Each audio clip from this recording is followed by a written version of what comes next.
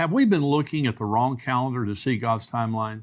When we look at the Jewish calendar, do current events become more clear? Today I have Mark Biltz joining me on the show to share some incredible information about how the Jewish calendar influences our economy and so much more. For access to today's entire show, become a subscriber at endtimes.com for only $7 a month. And also want to remind you of my new book, Look Up.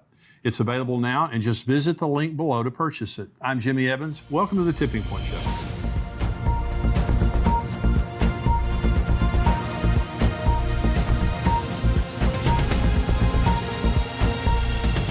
Welcome to the Tipping Point Show. I'm Jimmy Evans, and I'm honored today to have joining me again on the show Mark Biltz. He is the founder of El Shaddai Ministries in Washington State. He's a best-selling author of many books, including Blood Moons, which brought incredible revelation to the church about the world in the end times.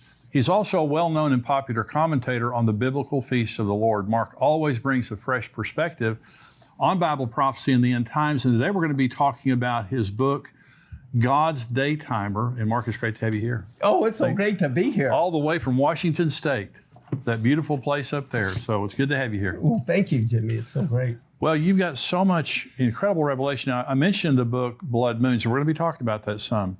But I remember that just shook the entire church world. I mean, when you read in Joel 2 about, the moon turning blood and, the sky growing dark and all that, the sun not giving its light, you brought new meaning to that because we didn't realize it was talking about lunar eclipses. So it was a phenomenal revelation. So we're going to talk about God's Daytimer. And let me just begin by asking the question, why is being on God's calendar so important? Well, I think one of the main reasons, if you're familiar with, everyone's familiar with 1 Chronicles 12:32, to be like the sons of Issachar who understood the times. Right. We need to understand the times. In Genesis 1:14, God said he created the sun and the moon, number one, for signs, not light, not heat. It was for signs. And then it says for seasons, days, and years. Well, here's the thing. We know we're not going to use the Mayan calendar. That kind of everyone was scared about that. We're not using the Muslim calendar. It's based only on the moon. We're not to use the Gregorian calendar because it's only based on the sun. Right. And Genesis 1:14, God said we are to use the sun and the moon. And so the biblical calendar is what God uses. And then what the problem is our English. When we hear the word seasons in Genesis 1:14, we think of winter, spring, summer, fall. Right. But the Hebrew word is moed, which means an appointed time. So God has appointed times on his calendar for when he's going to intersect with human history. Right. They were also called holy convocations, the festivals, which literally means a dress rehearsal. Wow. Now, do you want to be at the wedding of the Messiah? I do. Then we need to be at the dress rehearsal. Do you want to be at the coronation of the Messiah? That's right. Then we need to be at the dress rehearsal. Yeah. We need to understand those things. So it's phenomenal to me when you understand even Messiah's life, all the things that happened. One of the most horrible things that affects marriages is to have a child die. Right. Oftentimes there's a divorce or something happens when the child dies. And that's the most horrible thing to happen. But you know what? God, the Father, said, look, I'm going to determine what day my son is going to die. I'm going to determine what time he's going to die. And I'm even going to determine what songs will be sung at his funeral. Wow. So he had King David write the funeral hymn 1,000 years before he even came. And then from Moses all the way to Messiah, every year they did the dress rehearsal of killing the Passover lamb. And that's when he died, was on Passover. Now, you remember in the Gospels, it talked about they sang a hymn before they went over the Mount of Olives. Yeah. I know the words to the song they sang. What is it? It's Psalms 118, the Hallel. Psalms 118 is the final song on every Passover. Wow. So right before he was betrayed and rejected, what are the words? Some of the words in Psalm 118? This is the stone the builders have rejected. It's going to become the headstone of the corner. Wow. And then the following morning, they sing Psalm 118 3 times on Passover. At 9 in the morning, the time of the morning sacrifice, at noon, and then at 3 in the afternoon. Wow. So what happens? At 9 in the morning, and Josephus says there were 1 million Jews that came during the time of the Messiah. Yeah. And so there's a 1 million member choir all singing Psalm 118 at 9 in the morning. And what are the verses they're singing? Here Yeshua is being tied to the cross. Wow. He's being bound. At the very moment, the high priest is binding the Passover lamb to the horns of the altar. And then what are they singing? The last verses of Psalm 118 is, bind the sacrifice to the horns of the altar. My gosh. So Yeshua's hearing all these people saying, bind the sacrifice at the very moment he's being bound, at the very moment the Passover lamb's being bound. And My then at goodness. noon, think about this, that's when the lights go out. The Yeah. sun turns to darkness. Right. And I can just see all the Jewish people, you know, 1 million of them, all of a sudden, well, they don't need their hymn book anyway. But here Messiah is now up on the cross. He's lifted up between heaven and earth. Well, they're singing Psalm 118. The right hand of the Lord is lifted up. The right hand of the Lord is exalted. And then at 3 in the afternoon, what happens? This is the very moment the last Passover lamb for the nation is slain. It's the very moment Yeshua is slain. And they're singing Psalm 118. This is the day the Lord has made. Wow. You know, and That's so, incredible. Well, yeah, what are the odds? But you're saying the calendar, God's calendar determines those things. Everything that happens that's significant happens on God's calendar. Just like, and this was important to think about. Do you believe God's the same yesterday, today, and forever? Absolutely. If he fulfilled all the spring feasts to the day, to the hour, he died on Passover. He was buried on unleavened bread. He rose on the Jewish feast of first fruits. And then Shavuot, or Pentecost, most Christians don't even know the Jews have been keeping Pentecost for 1,500 years. Right. And what did Peter say? Well, these guys aren't drunk. It's 9 in the morning.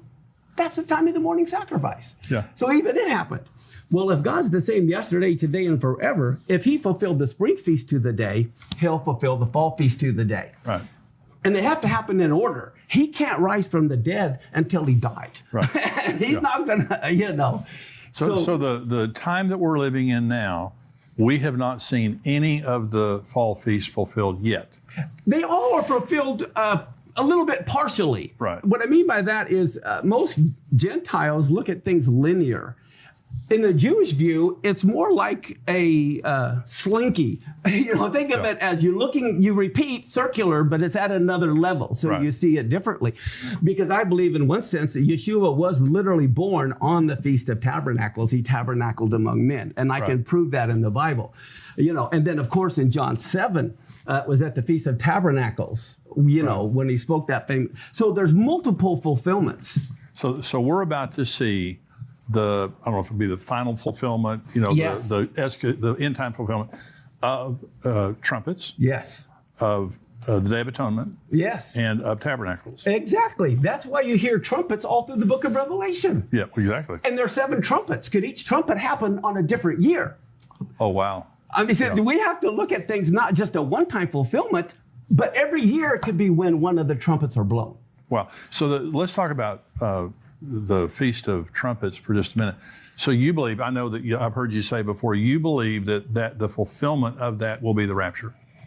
I believe there will be multiple fulfillments because also at the very end, the trumpet will be blown.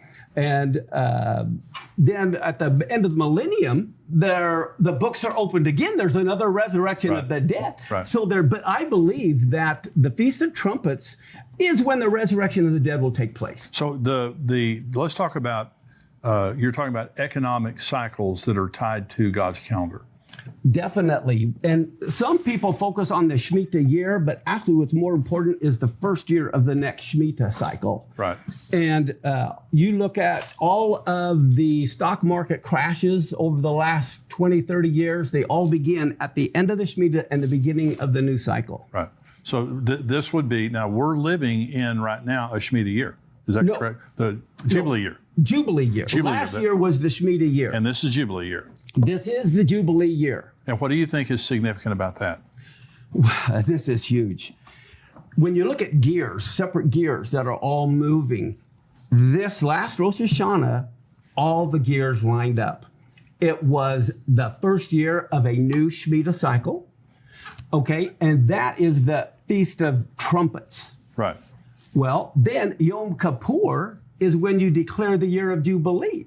And so Yom Kippur was fulfilled, with the year of Jubilee being proclaimed.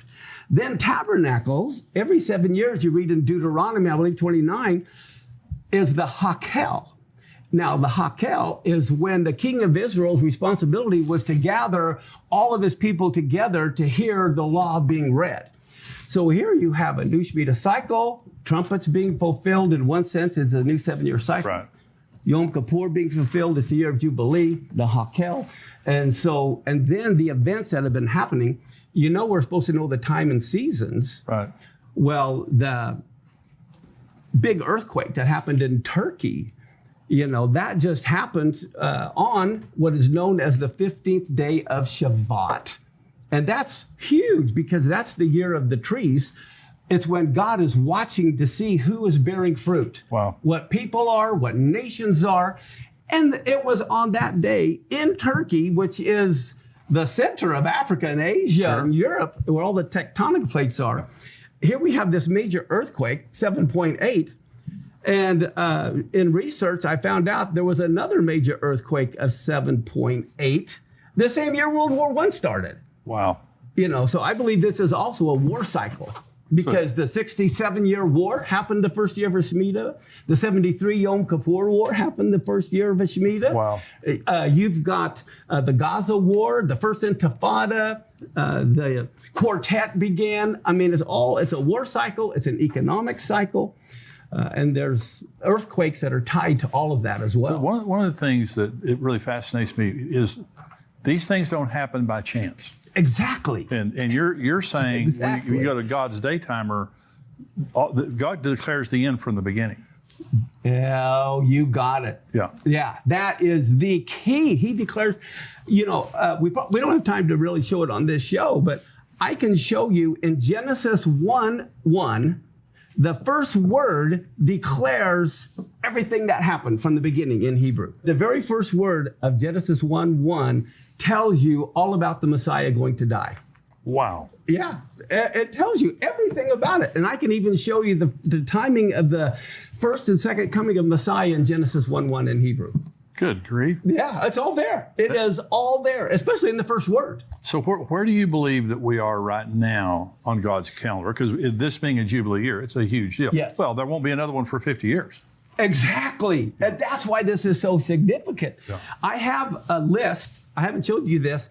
This is every Shemitah year and every Jubilee year all the way back to creation. Wow. And people can get it for free on our website, What is your website? Tell everybody. esm.us. Go ahead. We have so much stuff free. You just go to where it says resources, go to handouts, and you can go down to the letter S, Shemitah year. But for example, here we are right now in 20, every square is 7-year cycle. Right. Okay, so here's 2022 to 2023. And it goes to year from 5783 to 5789. That's the 7 years. The 2022 goes to 2028, 2029. But that's how I have this chart. I show where the blood moons occurred. But you see, we became a nation, okay, in 1776. Well, guess what? That was right before a Jubilee year. It so happens in 1776. Wow. That was led from a Shemitah year to a Jubilee year. Wow. That's incredible. But I go through and I have a lot of the key events on here in history. Well, I would encourage you to go on that website and get that. So you said on one of our shows, and people have just been talking about this ever since. So you believe that the 7-year tribulation is a Shemitah cycle. It has to be. If you remember, back in Leviticus, God commanded Israel to every 7th year, they had to set people at liberty. It was an economic. Right. This is where we get our 7-year bankruptcy law from. Right. Okay. That's right. It was an economic reset every 7th year. Well, so then what happens is now, as we look at the year we're at, we see we're entering a year of Jubilee. And so this last year was an economic reset. And in the book of Daniel, we know Daniel was Jewish, right? Right. Yeah. So he talks about 70 weeks. And they're 70 weeks of years, where we get the 490 from. Right. Well, if it's 70 weeks of years, Those are all Shemitah weeks. And the whole reason they went into captivity was because they didn't let the land rest the seventh year. Yeah. And 70 times 7 is 490. So, but that's why they had to spend 70 years in captivity so the land could catch up on the rest. And so we realize that is a Shemitah week. And therefore, it has to begin the first year of a Shemitah cycle. And we are right now in the first year of a Shemitah cycle. So I believe if the tribulation doesn't start this year, it can't start for 7 more years, which also gives us a relief after this year. We know we've got 6 more years of work to do. Right. We have much more from Mark's interview, including what he is seeing in the current birth pangs that are happening in the world and connections between earthquakes and the rapture. To become a subscriber, visit endtimes.com and join us for only $7 a month. Along with the rest of today's interview, you'll get access to all of our End Times articles, shows, and teaching. Join us at endtimes.com today.